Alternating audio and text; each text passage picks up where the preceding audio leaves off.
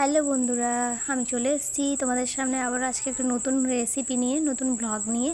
তো চলো, পালং শাকের রেসিপি। তোমরা পুরো ভিডিওটা দেখতে থাকো, কেউ স্কিপ করবে না। আমি ভিডিওটা শুরু করছি বেলা 11টা থেকে। তো চলো, পালং শাকের রেসিপির জন্য এখানে কচু বেগুন কেটে নিয়েছি, আর এখানে কাটছি এখন বেগুন আর পালং শাক। এবার আলুটা কাটা বাকি আছে, সেটাই এখন কেটে নিচ্ছি। তোমরা পুরো ভিডিওটা দেখতে থাকো, আর নতুন হয়ে থাকলে অবশ্যই সাবস্ক্রাইব করে পাশে থাকবে, কেউ স্কিপ করবে না। তো এখানে আলুটা কেটে নিচ্ছি। এবার দেখো, কচু আর বেগুন কাটা হয়ে গেছে, এবার আলুটা কেটে নিচ্ছি। আর এখানে রয়েছে কচু বেগুন আর আলু দিয়ে আমাদের হচ্ছে বাঙালির যেটা রান্না, মানে আমাদের গ্রামে ডাল দিয়ে এটাকে ঘন্ট বানানো হয়। তো তোমরা দেখো কীভাবে এটা ঘন্ট বানাই। তো আমি সেই জন্য পালং শাক আর সব কিছু কেটে নিচ্ছি, কেটে ধুয়ে পরিষ্কার করে তারপর কীভাবে রান্না করি তোমাদের সাথে সব কিছু শেয়ার করবো। তোমরা দেখতে থাকো পুরো ভিডিওটা। তারপর দেখো, ডালটাকে ধুয়ে নিচ্ছি, এবার ডালগুলো ধুয়ে নিচ্ছি কারণ রান্নার জন্য। তার এখানে আমি বসিয়ে দিয়েছি গরম জল, জলটা গরম হয়ে গেছে। ধুয়ে রাখা ডাল এবার দিয়ে দিলাম। রান্নার জন্য ডাল, বেগুন, কচু, আলু আর পালং শাক এগুলোই লাগবে। তারপর চলো, এখানে ধুয়ে নিচ্ছি বেগুন, আলু আর কচুটা কেটে রেখেছিলাম, ওটাকেই ধুয়ে নিচ্ছি এখন। ওটা ভালো করে পরিষ্কার করে ধুয়ে নিচ্ছি। তা এটাও ধুয়ে নিই। এখানে ডালটা ফুটে গেছে। তো এখন আমি ধুয়ে রাখা সবজিগুলোকে এবার দিয়ে দেব। দেখতে থাকো তোমরা। এবার ধুয়ে সবজিগুলোকে দিয়ে দিলাম, একসাথে ফুটে যাবে ডালের সাথে।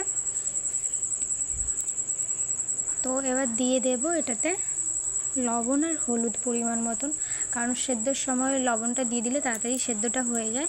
তো আমি এখন লবণটা দিয়ে দেব। হলুদটা পরে দেব, আগে লবণটা দিয়ে দেব। পরিমাণ মতন লবণটা দিয়ে দিলাম। এখানে সেদ্ধটা তাড়াতাড়ি হয়ে যাবে, সেই কারণে লবণটা দিয়ে নিচ্ছি। দিয়ে আমি এবার ভালো করে একটু নাড়াচাড়া করে লবণটা মিশিয়ে নিলাম। দিয়ে এবার ঢাকা দিয়ে রেখে দেবো সেদ্ধর জন্য, যাতে ভালোভাবে সেদ্ধ হয়ে যায়। তো চলো, এবার আমি দিয়ে নিলাম, ঢাকা দিয়ে নিলাম। আর এখানে রয়েছে পালং শাক কেটে রেখেছিলাম, ওটাকে ভালো করে আমি এখন ধুয়ে নিচ্ছি। তো দেখতে থাকো। আর এখানে ডাল আর ওই সবজিগুলো সেদ্ধ হয়ে গেছে। এখন ধুয়ে রাখা পালং শাকটাকে দিয়ে এবার ভালো করে মিশিয়ে নেব। পালং শাকটাকে এবার ভালো করে সবজিগুলোর সাথে ভালো করে মিশিয়ে নিচ্ছি। যেহেতু শাকটা গলে যাবে না আগে থেকে দিলে, ওই জন্য শাকটাকে পরে দিলাম, সবজিগুলো সেদ্ধ হওয়ার একেবারে পরেই দিলাম। দেখতে থাকো তোমরা। সবজিগুলো ভালো করে সেদ্ধ হয়ে গেল, মিশিয়ে নিলাম। তারপর দেখো, ফোড়নের জন্য আমি এখানে যা ব্যবহার করছি, এখানে শুকনো লঙ্কা আর বড়ি।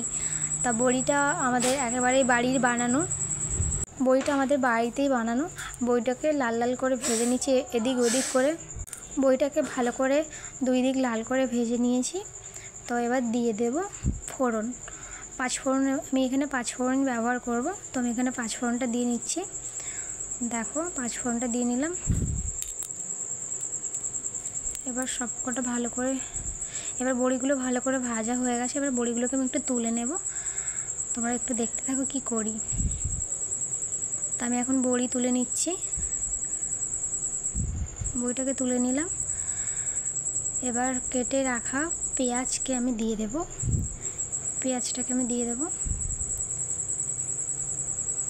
ফোড়নে এবার দিয়ে দিলাম পেঁয়াজটা এদিকে ভালো করে ভাজা হোক, ভালো করে পেঁয়াজটা ভাজা হতে থাক।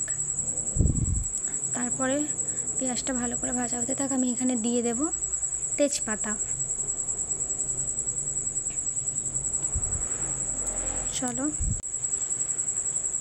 চলো আমি তারপর দিয়ে নিচ্ছি তেজপাতা দিয়ে নিলাম। পেঁয়াজটা ভালো করে একটু লাল লাল করে ভেজে নেব।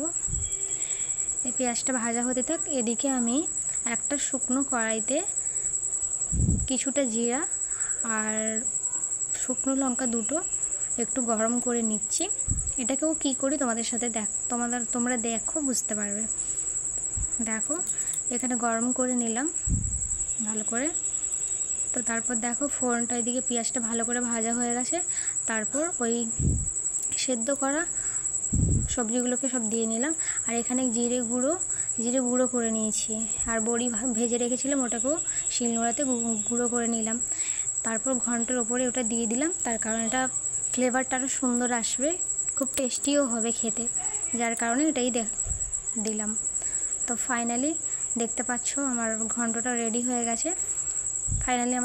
রেডি হয়ে গেছে। তোমরা চাইলে এখানে কেউ মাছের মাথাও দিতে পারো, চিংড়ি মাছও দিতে পারো, প্লাস কাঁকড়াও দিতে পারো, দিলে আরও দ্বিগুণ স্বাদটা বেড়ে যায়। তো দেখো এবার খাওয়ার পালা। আমি ভাতে মেখে নিয়েছি, আর সত্যি কথা বলতে গেলে খুব সুন্দর টেস্ট হয়েছে। তোমরা যে কেউ বাড়িতে বানিয়ে খাও, কেমন লাগে অবশ্যই কমেন্ট করে জানাবে। সবাইকে এখানেই টাটা জানাচ্ছি। সবাই ভালো থেকো, সুস্থ থেকো।